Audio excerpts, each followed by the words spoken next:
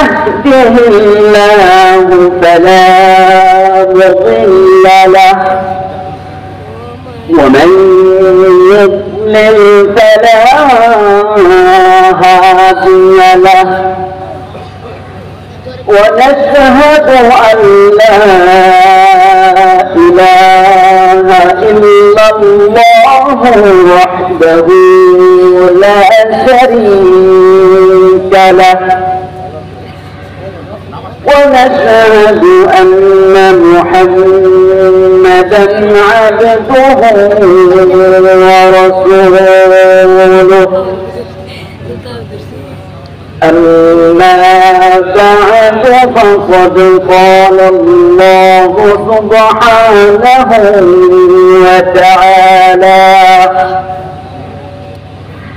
أعوذ بالله من الشيطان الرجيم بسم الله الرحمن الرحيم يا أيها الذين آمنوا لا يسخر قوم من قوم عسى أن يكونوا خيرا منهم ولا نساء من نساء عسى أن يكون خيرا منهن ولا تلمزوا أنفسكم ولا تنابزوا بالألقاب بئس الاسم الفسوق بعد الإيمان ومن لم يتب فأولئك هم الظالمون يا أيها الذين آمنوا اجتنبوا كثيرا من الظن إن بعض الظن إثم ولا تجسسوا ولا يغتب بعضكم بعضا أيحب أحدكم أن يأكل لحم أخيه ميتا فكرهتموه اتقوا الله إن الله تواب رحيم وقال رسول الله صلى الله عليه وسلم من أكل طيبا وعين في سنة وأمن الناس ضوائفه دخل الجنة وقال عليه الصلاة والسلام المسلم من سلم المسلمون من لسانه أما بعد ঐতিহ্যবাহী 3 দিন ব্যাপী প্রোগ্রাম আলহাজ আব্দুল গফুর সরকার হাফিজিয়া মাদ্রাসা ও এতিমখানার উদ্যোগে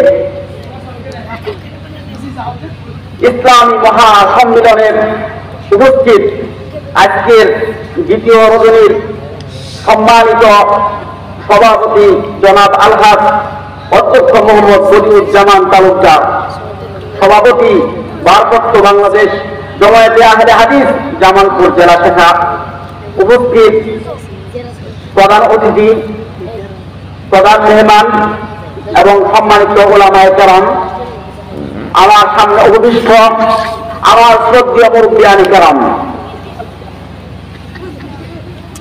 আমার পাড়ায় যুবক ভাইরা, ছোট ছোট মাসুম বাচ্চারা এবং যতলা দলের পর্দানিশী, অবলা সরলা পর্দানিশী আমার মা ও বোনেরা, সকলের প্রতি আমার আন্তরিক সালাম। আসসালামু আলাইকুম ওয়া রাহমাতুল্লাহ। সালামের জবাব হয় নাই। বিশ্বনবী সাল্লাল্লাহু আলাইহি ওয়াসাল্লাম বলেছেন কি? আসসালামু ক্বাবলাল কালাম, কথা বলা পূর্বে সালাম। সালাম এবং কালাম, কালাম মানে বাক্য। আগে কথা বলার পূর্বে আমাদের কি করতে হবে? সালাম দিতে হবে, ঠিক কিনা? সালামটা দোয়া সুন্দর করে দিতে হবে। সম্মানিত উপস্থিতি, আলোচনা শুরুর পূর্বে আমি অবনত উপস্থিতি শুকরিয়া জ্ঞাপন করছি মহান মুনিব আল্লাহ সুবহানাহু ওয়া তাআলার দরবারে, যে মহান মুনিব আল্লাহ পাক রব্বুল আলামিন আমাদেরকে ভালোবেসে যাচাই বাছাই করে দুনিয়ার সমস্ত কাজকর্ম থেকে ফারাক করে ইসলামী মহাসম্মেলনে সামিয়ানার নিচে এসে বসার তৌফিক দান করেছেন। এই জন্য সবাই প্রাণ করে বলে আলহামদুলিল্লাহ, রব্বানা লাকাল হামদ। সবাই বলেন রব্বানা লাকাল হামদ, হামদান কাসীরান তাইয়িবান মুবারাকান ফীহি। জোরে ইয়া রাব্বি লাকাল হামদু কামা ইয়ানবাগি জালালি ওয়াজহিকা ওয়া আযীমি সুলতানিক। দরুদ ও সালাম বিশ্ব মানবতার মুক্তির দূত ইমামুল মুরসালিন খাতামুন নবিয়্যিন রাহমাতাল লিল আলামিন বিশ্বনবী হযরত মুহাম্মদ মুস্তাফা সাল্লাল্লাহু আলাইহি ওয়াসাল্লামের প্রতি সকলেই মহব্বতের সাথে বলেন সাল্লাল্লাহু আলাইহি ওয়াসাল্লাম। এবং মাগফিরাত কামনা করি মানব জাতির পিতা হযরত আদম আলাইহিস সালাম থেকে শুরু করে तमाम বিশ্বের মধ্যে যত মুমিন মুমিনাত মুসলিম মুসলিমাত ইন্তিকাল করেছেন, আল্লাহ পাক রব্বুল আলামিন সকলকে মাফ করে দিয়ে জান্নাতবাসী করে বলুন আমিন। আমিন। সম্মানিত উপস্থিতি, আমি শুরুতেই মহাগ্রন্থ কুরআনুল হাকিমের 114টি সূরার মধ্য থেকে 49তম সূরা সূরাতুল হুজুরাতের 11 এবং 12 নং আয়াত তেলাওয়াত করেছি। আল্লাহ পাক রব্বুল আলামিন যদি তৌফিক দান করেন অল্প কিছু সময় এই দুইটি আয়াতের উপর আলোচনা করব। যতক্ষণ আলোচনা করবো আপনারা সাথে থাকবেন তো? থাকবেন তো নাকি? আপনারা কি রাগ করছেন? আলহামদুলিল্লাহ, বাবা কবুল করুন আমিন। তো এই সূরাতুল হুজুরাত এমন একটি গুরুত্বপূর্ণ সূরা, 114টি সূরার মধ্যে এত গুরুত্বপূর্ণ সূরা যে এই সূরার মধ্যে আল্লাহ পাক রব্বুল আলামিন এমন কিছু বিষয়ে আলোচনা করেছেন যেগুলো আমাদের প্রত্যেকটি মুসলমানের জন্য চিকিৎসা। বলেন সুবহানাল্লাহ। যদি আমাদের বডির মধ্যে কোনো প্রবলেম হয়, যদি রোগ ধরা পড়ে, চিকিৎসার জন্য আমরা কার কাছে যাই? কথা বলে কার কাছে যাই? ডাক্তারের কাছে, ঠিক কিনা?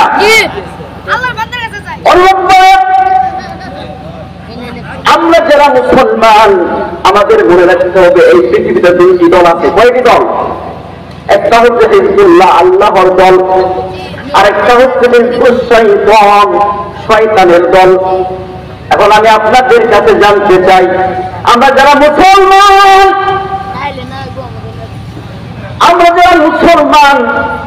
তাহলে আমরা কার দল? আমরা কার দল? আমরা আল্লাহর দল। কেননা মুসলমান শব্দের অর্থ হচ্ছে আত্মসমর্পণ করা। আমরা আত্মসমর্পণ করেছি রব্বুল আলামিনের কাছে, ঠিক না? আল্লাহ বলেন কুল্লু সলাতি ওয়া নুসুকি ওয়া মাহইয়ায়া ওয়া মামাতি লিল্লাহি রাব্বিল আলামিন। রব্বুল আলামিন বলেন কোন রাসূলকে বলিয়ে দিন ইন্না সলাতি আমার নামাজ, ওয়া নুসুকি আমার কুরবানি, ওয়া মাহইয়ায়া আমার জীবন, ওয়া মামাতি আমার মৃত্যু লিল্লাহি রাব্বিল আলামিন, একমাত্র আল্লাহ রাব্বুল আলামিনের জন্য, ঠিক না? আমি পিছনে বসেছিলাম, আমার সম্মানিত সভাপতি মহোদয় পবিত্র কোরআনুল হাকিম থেকে দুটি আয়াত তেলাওয়াত করেছে। আমি যে আয়াত তেলাওয়াত করেছি দুটি আয়াতের আলোচনা করবো মাত্র। এই দুইটি আয়াতে আল্লাহ তাআলা 6টি বিষয়ে নির্দেশনা করেছে, মাত্র 6টি বিষয়ে আলোচনা করবো। অর্থাৎ 6 হুজুরাতের মধ্যে আল্লাহ তাআলা 10টা নির্দেশনা দিয়েছেন, আর আমি যে দুটি আয়াত তেলাওয়াত করেছি এই আয়াতের মধ্যে আল্লাহ তাআলা 6টি নির্দেশনা দিয়েছেন। এই 6টি নির্দেশনা আলোচনা করে শেষ করবো ইনশাআল্লাহ। তো তার আগে সভাপতি সাহেব সুন্দর একটি আয়াত আপনাদের সামনে উপস্থাপন করেছে। দেখেন, প্রথমে তিনি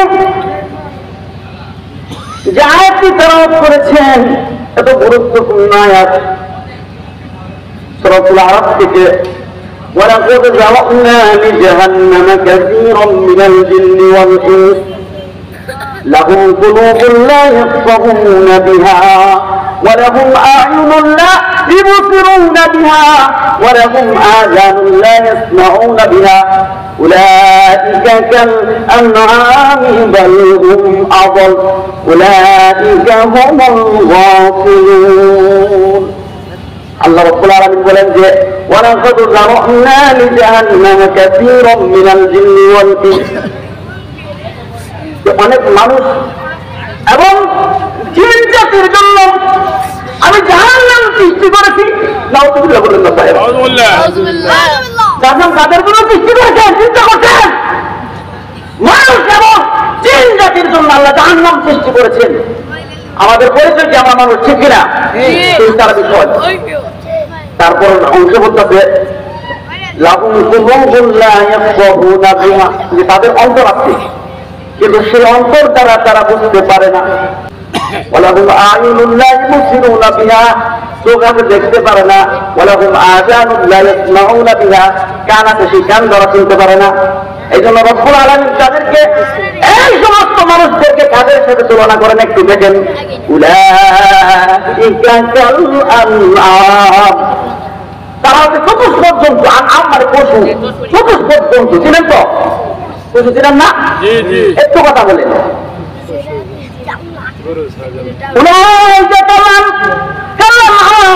তারা হচ্ছে চতুষ্পদ জন্তু।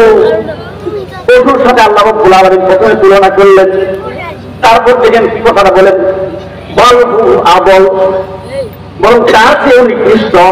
যে সমস্ত মানুষের অন্তর আছে বুঝতে পারে না, কান আছে শুনতে পারে না, চোখ আছে দেখতে পারে না, তাদেরকে রব্বুল আলামিন প্রথমে পশুর সাথে তুলনা করলেন, তারপর পশুর চেয়েও নিকৃষ্ট বললেন। বলেন নাউযুবিল্লাহ। তারপরে যে আয়াতটা সূরা মুলকের 2 নম্বর আয়াত, 29 নম্বর পারার 1 নম্বর পৃষ্ঠার সূরা মুলকের 2 নম্বর আয়াতটা আমার খুব মনোযোগ সহকারে শুনেছি। তিনি বলেন, রব্বুল আলামিন বলেন الذي خلق الموت والحياة ليبلوكم أيكم أحسن عملا। আগের আলোচনার সাথে পরের আলোচনা যদি মিল না থাকে তো তারা মনোযোগ মানে বুঝতে পারবেন আলোচনা, ঠিক কিনা? যতটুকু শুনবেন মনোযোগ সহকারে শুনবেন, আমলের নিয়তে শুনবেন। الذي خلق الموت والحياة, আল্লাহ রাব্বুল আলামিন মৃত্যু এবং জীবন সৃষ্টি করেছেন। লিয়াবলুয়াকুম, যাতে করে তিনি পরীক্ষা করতে পারেন। আইয়ুকুম আহসানু আমালা, যে তোমাদের মধ্য থেকে আমলের দিক থেকে কে শ্রেষ্ঠ, যাতে পরীক্ষা করতে পারেন। এই জন্য রব্বুল আলামিন জীবন এবং মৃত্যু সৃষ্টি করেছেন। এখন তো বুঝতে পারছেন, তাহলে আল্লাহ রাব্বুল আলামিন আমাদের এই জীবন আমাদের মৃত্যু সৃষ্টি করেছেন যাতে করে পরীক্ষা করতে পারেন আমাদের মধ্য থেকে আমলের দিক থেকে কে শ্রেষ্ঠ।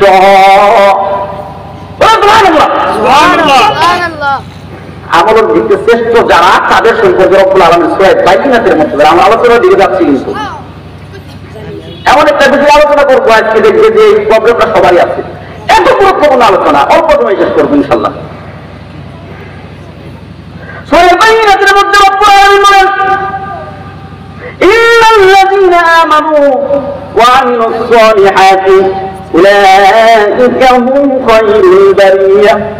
যে ইন্নাল্লাযীনা আমানু, নিশ্চয়ই যারা ঈমান এনেছে, ওয়া আমিলুস সালিহাত, সৎকর্ম করেছে, উলাইকা হুম খায়রুল বারিয়া, তারাই হচ্ছে সর্বশ্রেষ্ঠ। বলেন সুবহানাল্লাহ।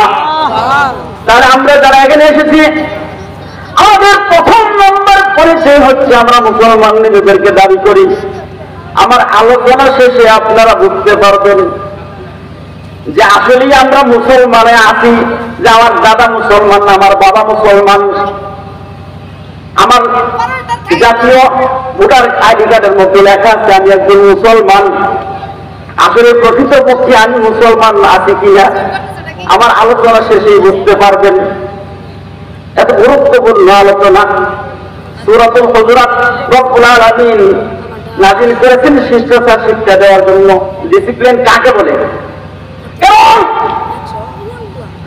রব্বুল আলামিন আমার নবীকে এমন একটি সময় এই পৃথিবীর মধ্যে প্রেরণ করেছেন, সেটাকে পৃথিবীর নিকৃষ্টতম যুগ বলা হয়। আর জাহিলিয়াতের যুগ, অন্ধকার যুগ। নাম শুনছেন কিনা? কথা বলেন। অন্ধকার যুগ, জাহিলিয়াতের যুগে রব্বুল আলামিন আমাদের রাসূলকে প্রেরণ করেছেন। সেই যুগের মানুষগুলো এত বর্বর ছিল, এত অজ্ঞ ছিল, এত মূর্খ ছিল, জ্ঞান গরিমা কিছুই ছিল না, মানুষের কোনো অধিকার ছিল না, মানুষকে দাস হিসেবে বিক্রি করা হতো, সমাজে নারীদের কোনো মর্যাদা ছিল না। কারণে যদি কোনো কন্যা সন্তানের জন্ম হতো তাহলে লজ্জার কারণে লজ্জার খাতিরে সে কি করতো, তার জন্মগত কন্যা, জীবন্ত কন্যাকে মাটির সাথে ফুটে দিতে বলেন নাউযুবিল্লাহ। এমন একটা পরিস্থিতির মধ্যে মহান রব্বুল আলামিন সবচেয়ে খারাপ যুগে, কি যুগে? খারাপ যুগের পরিণতি কি হয়? করবে খারাপ থেকে কি হয়? বিশ্বনাথ বলেন খায়রুল কুরুনি করনি, আমার যুগ হচ্ছে শ্রেষ্ঠ যুগ। অথচ তিনি যেই সময়ে নবী হলেন সেই সময়ের যুগের নাম কি? আইনুল জাহিলিয়া। আইনা জাহিলিয়া, অজ্ঞতার যুগ, মূর্খতার যুগ। অজ্ঞতার যুগে, মূর্খতার যুগে রব্বুল আলামিন যে নবীকে এই দয়ার বুকে প্রেরণ করলেন, সেই রাহমাতুল লিল আলামিন যখন এই পৃথিবীতে আগমন করলেন, নবী হলেন, তখন পৃথিবীর মানুষ শিষ্টাচার কি জিনিস, আদব কায়দা কি জিনিস তাদের মধ্যে কিছুই ছিল না। এমন একটা পরিস্থিতির মধ্যে রব্বুল আলামিন তার শ্রেষ্ঠ নবীকে, সর্বশেষ নবীকে প্রেরণ করলেন এবং তার উপরে যে কোরআন, তার উপর যে কিতাব নাযিল করলেন সেটা হচ্ছে Al Quran. Al Quran is the greatest book in the world. Al Quran হচ্ছে পৃথিবীর সর্বশ্রেষ্ঠ গ্রন্থ, সর্বশ্রেষ্ঠ কিতাব। বলেন সুবহানাল্লাহ। সুবহানাল্লাহ। কেননা এটা কেন নাযিল করেছেন? উদাল্লিল মুত্তাকিন, মুত্তাকিদের হেদায়েতের জন্য। এই কোরআন হচ্ছে হুদা, পথ প্রদর্শক।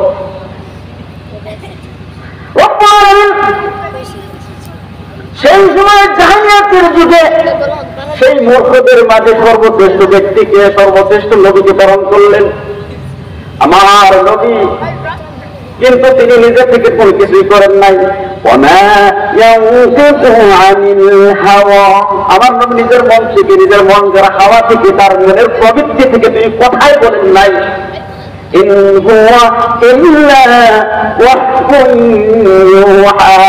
যতক্ষণ পর্যন্ত না তার কাছে অনুকরণ হয়েছে। আল্লাহ রাব্বুল আলামিন এই কোরআনুল হাকীম পবিত্র রমজান মাসের লাইলাতুল কদর রাত্রিতে লৌহে মাহফুজ থেকে পৃথিবীর নিকটতম আসমান বাইতুল ইজ্জতে নাযিল করে সম্পূর্ণ কোরআন। আর বিশ্বনবী সাল্লাল্লাহু আলাইহি সাল্লামের নবুয়ত প্রাপ্তির সময় থেকে দীর্ঘ 23 বছরের প্রয়োজন অনুসারে ক্রমান্বয়ে কোরআন নাযিল হয়েছে। আমরা সবাই জানি, ঠিক কিনা? এই কোরআন ধারাবাহিকভাবে নাযিল হয়েছে প্রয়োজন অনুসারে। বিশ্বনবীর দীর্ঘ 23টি বছর খুব সহজ ছিল না, খুব কঠিন ছিল, খুব হার্ড ওয়ার্কিং করেছেন, অনেক পরীক্ষার সম্মুখীন হয়েছেন, অনেক রক্ত জড়িয়েছেন, অনেক কষ্ট পেয়েছেন, তবুও হাল ছাড়েন নাই। তিনি এই সবচেয়ে অন্ধকার যুগে সবচেয়ে খারাপ মানুষদের কাছে এসে সেই মানুষদেরকে এমন শিক্ষিত, এমন মর্যাদাবান বানিয়েছেন। রব্বুল আলামিন বলেন রাদিয়াল্লাহু তাআলা আনহুম ওয়া রাদওয়ান। বিশ্বনবীর যারা সাথী ছিল, যারা সাহাবে আজমাইন ছিলেন, তারা এত মর্যাদা হয়েছিলেন যে রব্বুল আলামিন তাদের প্রতি সন্তুষ্ট হয়েছেন, তারাও আল্লাহ রব্বুল আলামিনের প্রতি সন্তুষ্ট হয়েছে। বলেন সুবহানাল্লাহ। সুবহানাল্লাহ।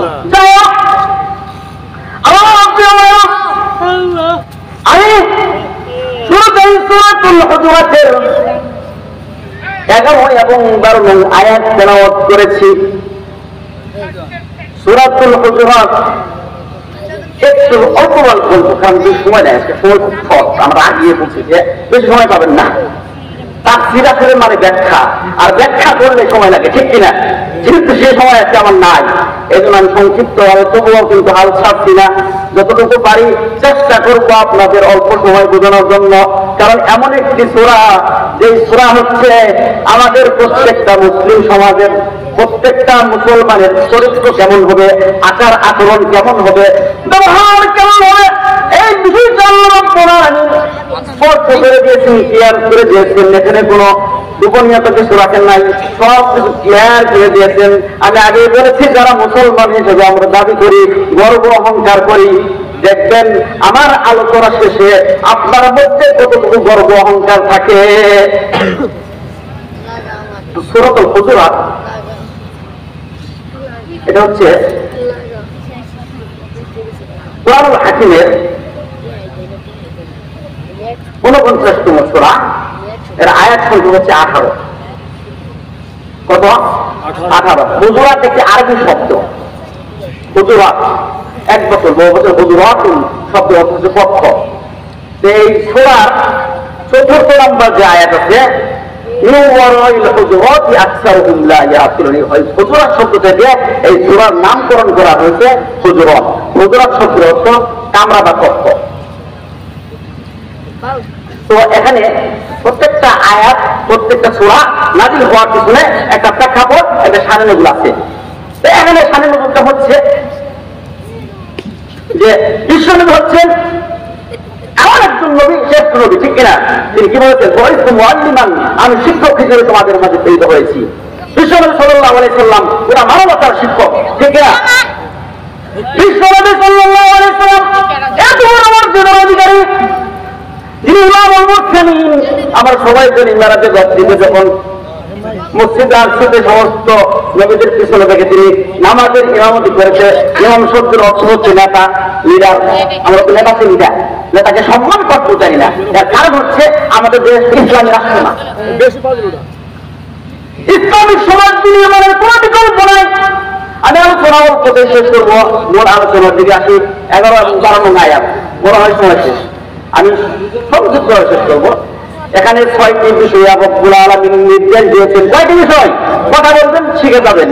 লাস্টে আমার কথার সাথে আপনি প্রমাণ মিলিয়ে নেবেন আসলে আপনি খাঁটি মুসলমান কিনা। আমার প্রিয় ভাইয়েরা,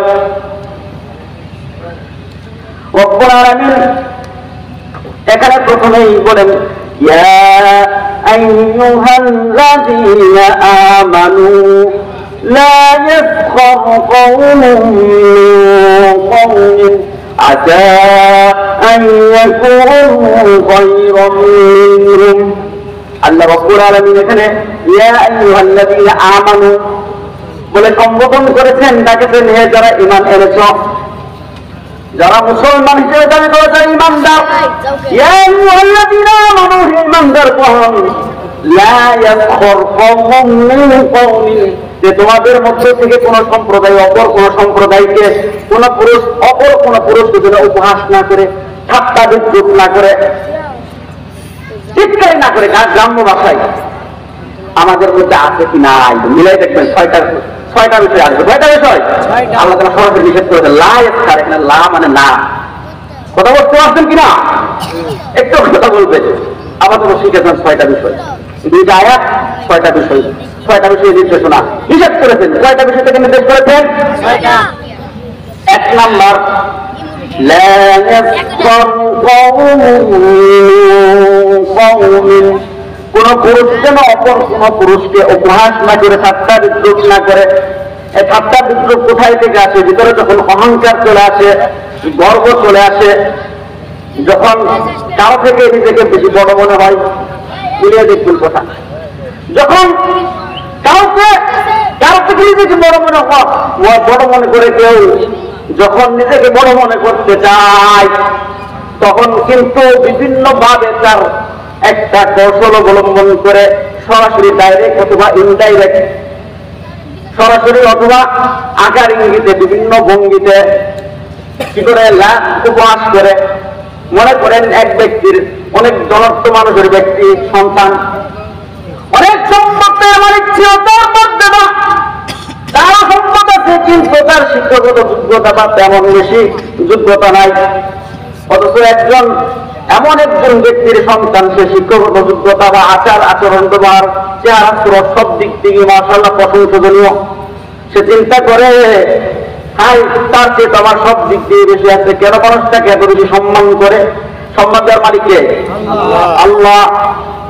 এই কথা মনে মনে চিন্তা করে বলে, এই তোমার বাবা না মানুষের বাড়িতে কাজ করতো, সবার সামনে বলতেছে। একজন ব্যক্তিকে যদি, সম্মানিত ব্যক্তিকে যদি বলে তোমার বাবা তো আমাদের বাড়িতে কাজ করতো, সে কাজ করতে পারে এক সময়, কিন্তু সে এখন তো করে না, এখন তো সে মর্যাদা আসলে আসিত হয়েছে, ঠিক না? সে কি করলো?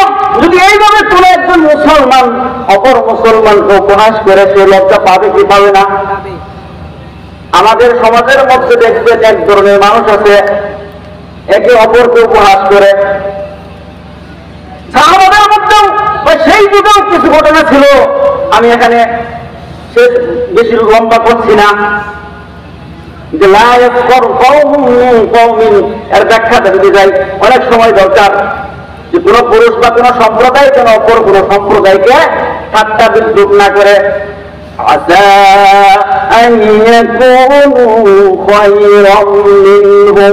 আশা করা যায় যে ঠাট্টা করতেছে, যে ঠাট্টা করে, যাকে ঠাট্টা করতেছে, যে ব্যক্তি ঠাট্টা করতেছে, যাকে ঠাট্টা করে, সে হতে পারে তোমার চেয়ে উত্তম, তোমার কি হতে পারে? উত্তম হতে পারে। অথচ তুমি তাকে কি করছো? উপহাস করছো। তাহলে এক নম্বর রব্বুল আলামিন নিষেধ করেছেন, একজন মুসলমান বড় মুসলমানকে কি করো না? উপহাস করো না, ঠাট্টা বিদ্রুপ করো না। এখন আপনি মনে মনে চিন্তা করেন, এক নম্বর পয়েন্ট হুজুর বলে দিয়েছেন যে আমি উপহাস করি কি করি না, নিজে নিজে চিন্তা করেন। শুধু পুরুষদের নয়, বরং সে বলছেন ওয়ালা নিসাউম মিন নিসাইন, তোমাদের মধ্য থেকে কোন রমণীকে, কোন নারীকে যেন ঠাট্টা বিদ্রুপ না করে। আশা আশা করা যায় এমন হতে পারে ঠাট্টাকারীর চেয়ে যাকে ঠাট্টা করা হচ্ছে যে তার চেয়ে উত্তম। এক নাম্বার উপহাস করা, ঠাট্টা বিদ্রুপ করা থেকে আল্লাহ রাব্বুল আলামিন কি করেছেন? নিষেধ করেছেন। দুই নম্বর রব্বুল আলামিন বলেন ওয়ালা তালমিজু আনফুসাকুম, তোমরা একে অপরকে দোষারোপ করো না, কারো নিন্দা করো না, কাউকে কারো দোষারোপ করো না। মনে করেন যে কোনো একটি ঘটনা ঘটে গিয়েছে, আপনিও ছিলেন না, আমিও ছিলাম না, কিন্তু আপনি আমার কথা বলতেছেন না, আমি আপনার কথা বলতেছি, বা অনর্থক একজন নিরহ ব্যক্তিকে দোষ দিচ্ছি। আমাদের দেশের যদি উদাহরণ দিতে চাই, উদাহরণের অভাব থাকবে না। এমন দেখা যাচ্ছে যে অপরাধী সে তোমার বাইরে, অথচ এমন একজন নিরহ ব্যক্তিকে দোষারোপ করা হচ্ছে। শুধু দোষারোপ নয়, এই দোষারোপের কারণে সে এমন ভাবে ফেসে গিয়েছে, তার জেল বা ফাঁসি পর্যন্ত হয়ে গেছে, ঠিক কিনা? মুসলমান কথা বলতে হবে, আমাদের মধ্যে এই দোষ আছে কি নাই? আল্লাহ বলছেন ওয়ালা তালমিজু আনফুসাকুম, তোমরা একে অপরকে দোষারোপ করিও না। দুই নাম্বার, দুইটা গেল, কয়টা গেছে? ওয়ালা তানাবাযু বিল আলকাব, এবং একে অপরকে মন্দ নামে ডাকিও না। বলছি শেষ করতে আমি আগেই জানি, ঠিক কিনা? আমি কয়টা বিষয় শেষ করবো অল্প সময়, তারা যেভাবে হাতে করা যায়। কথা বলছেন কিনা? যদি আমি অনেক সময় আলোচনা করতে চাই, ব্যাখ্যা করতে চাই, যেভাবে তাফসীর লিখেছেন, অনেক সময় আলোচনা করা যাবে। যে এত সময় শর্ট, আপনাদের সামনে বসছি, একটা জিনিস বলতে চেয়েছি, অল্পতে বলা যাবে, ঠিক কিনা? ভালো জিনিস কম খাওয়া অনেক টেস্ট, ঠিক কিনা? তাহলে 3 নাম্বার হচ্ছে ওয়ালা তানাবাযু বিল আলকাব, দেখবেন আপনারা আমাদের আছে কিনা। ওয়ালা তানাবাযু বিল আলকাব, একে অপরকে কেউ কাউকে বন্ধনে ডাকিও না। একজন নাম হচ্ছে আব্দুল কুদ্দুস, তাই একই দিচ্ছে আছে কি নাই? কথা বল। আল্লাহ বলছেন ওরা তারা বাজু দিলাম কর, একে অপরকে বন্ধনে ডাকিও না।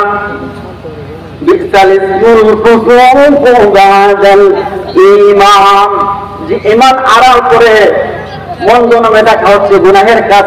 আমি ঈমান এনেছি, নিজেকে মুসলমান হিসেবে দাবি করছি, অথচ অপরকে আমি বন্ধনে ডাকছি, কুদ্দুসকে কুদ্দুস বলে ডাকছি।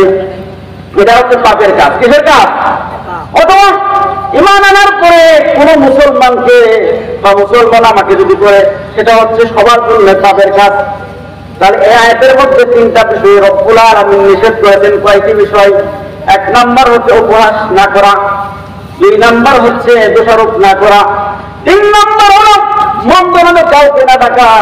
আর যদি এই কাজগুলো করে, এগুলো হচ্ছে কি? গুনাহের কাজ। রব্বুল আলামিন বলেন ওয়ামান লাম ইয়াতুব ফাউলাইকা হুমুজ যালিমুন। এরপরও যারা তওবা না করে তারাই হচ্ছে জালিম। এই সমস্ত কাজ যাদের মধ্যে অভ্যাস আছে, তওবা করতে হবে। কি করতে হবে? যদি কেউ তওবা না করে সে জালিম হয়ে যাবে। সে কি আর মুসলমান থাকবে না? থাকে অত্যাচারের অবস্থা কোথায়? সে বেশি আলোচনা নাই। এবার 12 নম্বর আয়াতে যাব।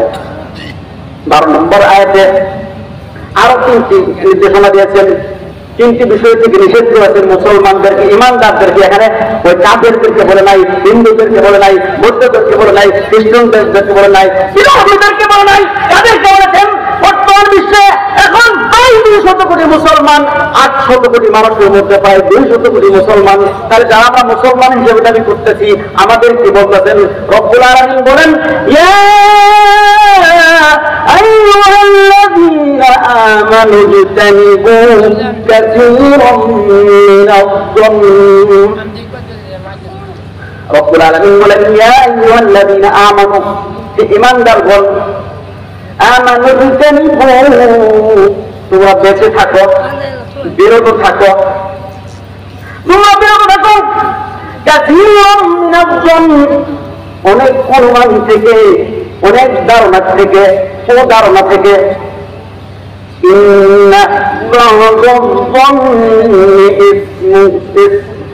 কেননা অনেক ধারণা করা, অনুমান করা, ধারণা করা হচ্ছে পাপ। আমরা অনেক সময় অনুমান করে, ধারণা করে অনেক কিছুই করে থাকি, ঠিক কিনা?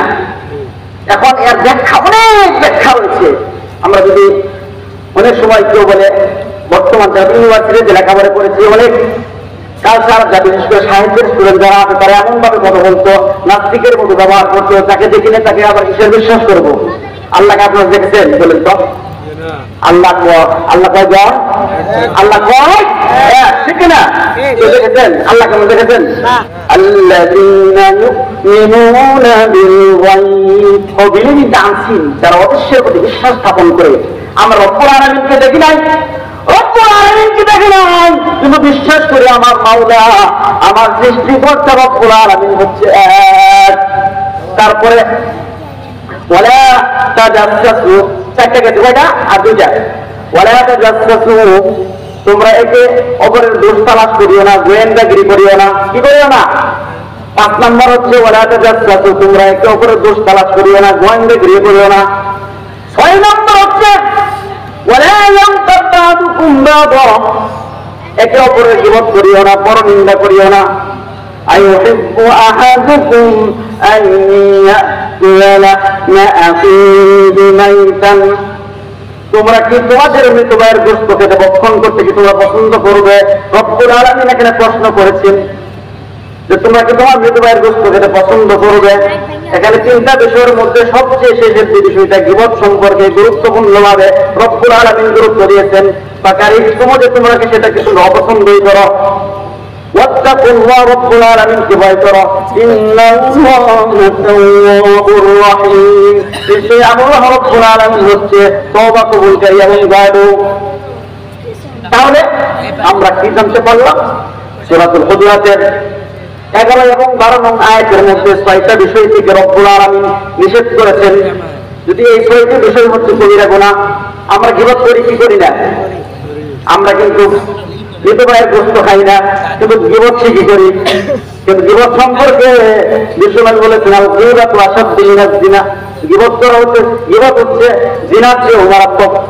ওয়াইলুল লিকুল্লি হুমাযাতিন লুমাযা, অনেকে বলে যে সত্যই তো অধিক কথা বললি, আল্লাহ বলতেছেন সূরা হুমাযার মধ্যে ওয়াইলুল লিকুল্লি হুমাযা, যে যারা সামনে এবং পিছনে পরনিন্দা করে, ওয়াইলুন তাদের জন্য দুর্ভোগ, তাদের জন্য কি দুর্ভোগ, যারা সামনে এবং পিছনে পরনিন্দা করে। তবে হ্যাঁ, যদি কেউ প্রকাশ্যভাবে ইসলাম বিরোধী কোনো কাজ করে, তাহলে আপনি সেখানে প্রতিবাদ করতে পারবেন, আপনার জন্য জিহাদ কিন্তু ফরজ।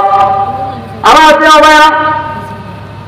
সূরাতুল হুজুরাতের মধ্যে রব্বুল আলামিন 10টি নির্দেশনা দিয়েছেন। আমি আজকে যে আয়াত দুইখানা তেলাওয়াত করেছিলাম, যে আলোচনা করলাম, এখানে 6টি বিষয় থেকে নিষেধ করেছেন। এই 6টি বিষয় আমাদের মধ্যে আছে কি নাই আপনারা সবাই নিজে নিজে চিন্তা করবেন।